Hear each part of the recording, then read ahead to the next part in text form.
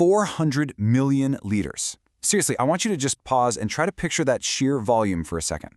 We're talking about enough fluid to completely fill a massive lake, one that's a whole kilometer long, 40 meters wide, and 10 meters deep. And you want to know what's truly astonishing about that number?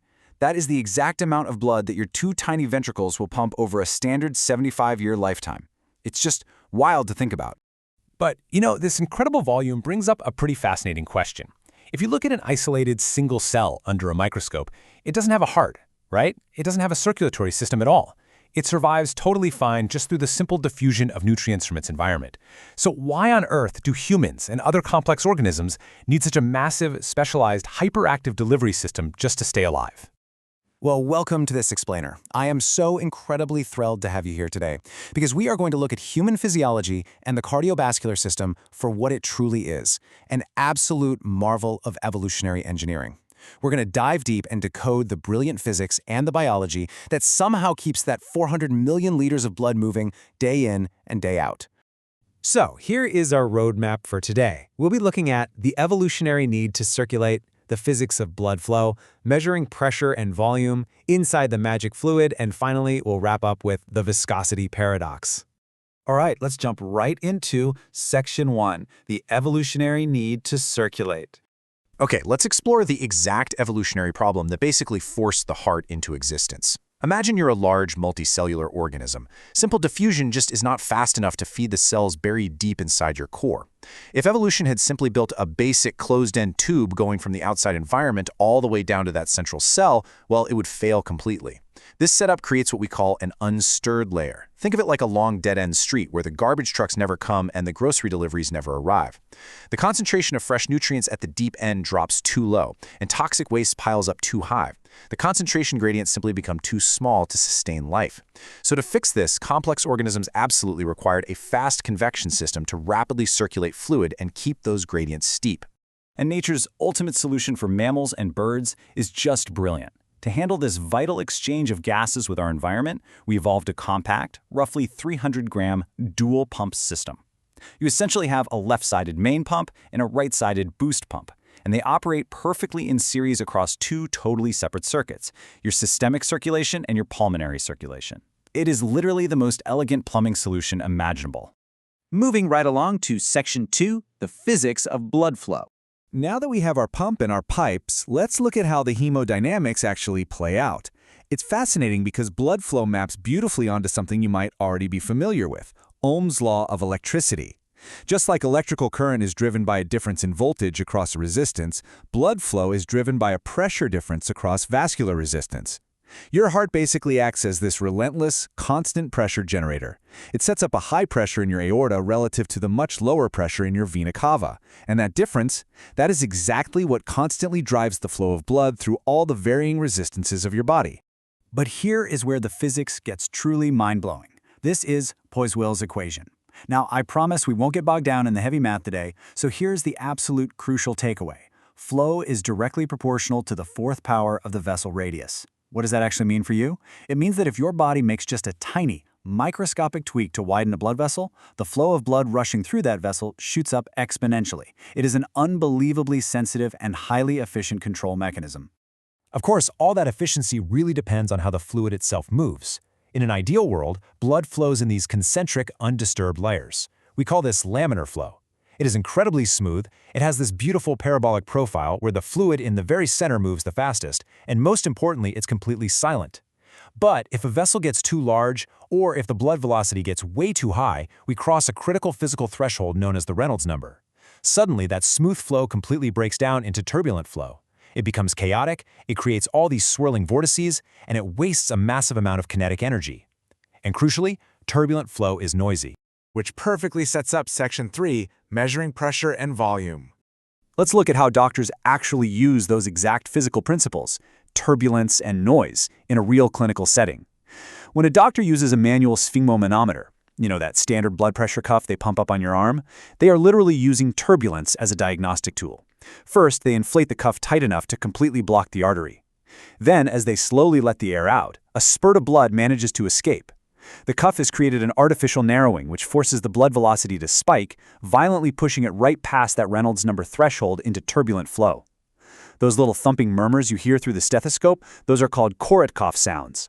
That first tap you hear marks your systolic pressure, and when the vessel finally opens up enough for that silent, smooth laminar flow to return, well, that silence marks your diastolic pressure. And we've taken these exact same principles and built them beautifully into modern medical imaging. Take a look at this. This is a color, flow imaging Doppler echocardiogram. Believe it or not, it uses the exact same technology as a police radar gun on the highway, but instead of catching speeding cars, it measures the linear velocity of your blood. The ultrasound waves bounce directly off your moving red blood cells. So here, you can literally see the blood flowing toward the transducer painted in bright red, while the blood flowing away is painted in blue. It gives doctors a real-time, highly accurate visual map of exactly how well your heart is pumping. All right, let's dive into Section 4, Inside the Magic Fluid. So we've spent a lot of time talking about the macroscopic plumbing, right? The pipes, the pumps, the pressures. Let's shrink all the way down and look at the fluid itself to figure out what this liquid organ is actually made of.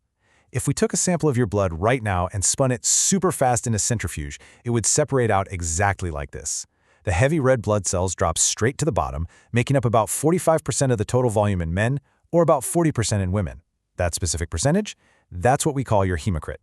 Sitting right on top of that is this paper-thin, grayish-white layer called the Buffy coat.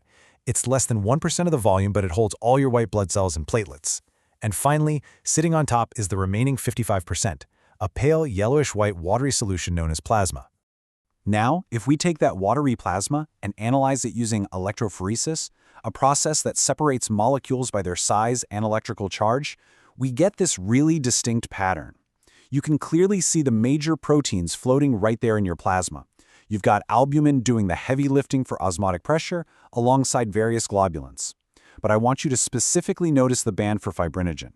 This particular protein is an absolutely crucial player in your body's coagulation cascade.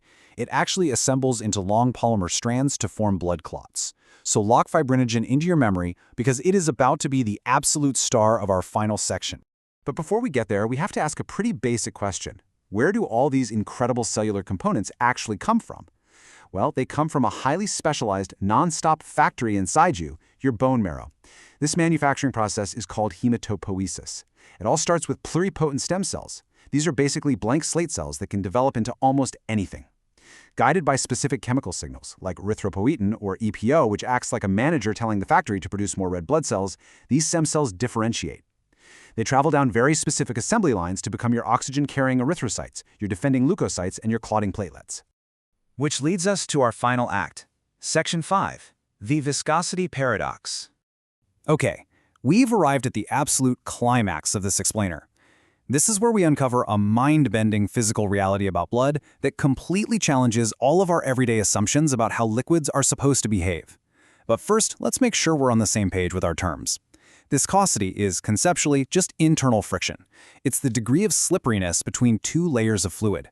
If you have a liquid with high viscosity, those fluid layers really resist sliding past one another. You basically have to apply a ton of force, or what we call shear stress, just to get them to move. To really grasp what's happening with your blood, let's compare two things that are probably sitting in your kitchen right now: honey and mayonnaise. If you stir them in a bowl, they might feel like they have a fairly similar thickness or resistance, but let's apply a weak force to them, something like gravity. If you hold up a spoonful of honey, it drips, right? It flows down in a continuous stream.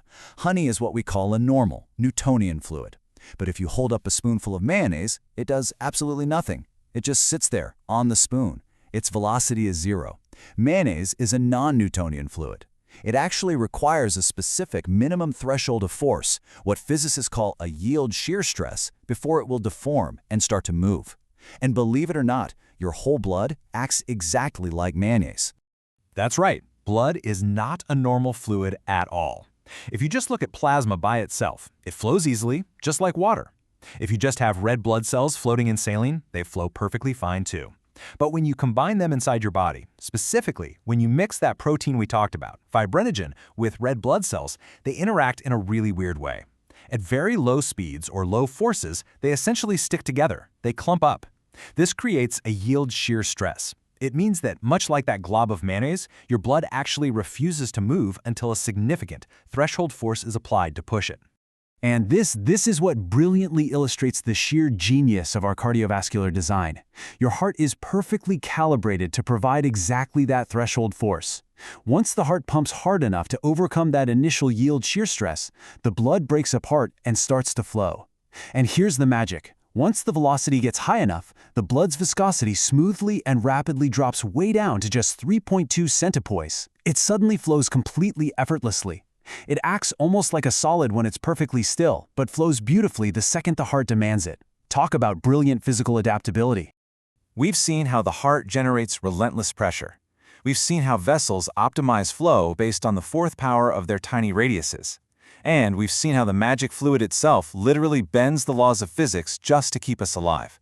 So I want to leave you with one final provocative thought today.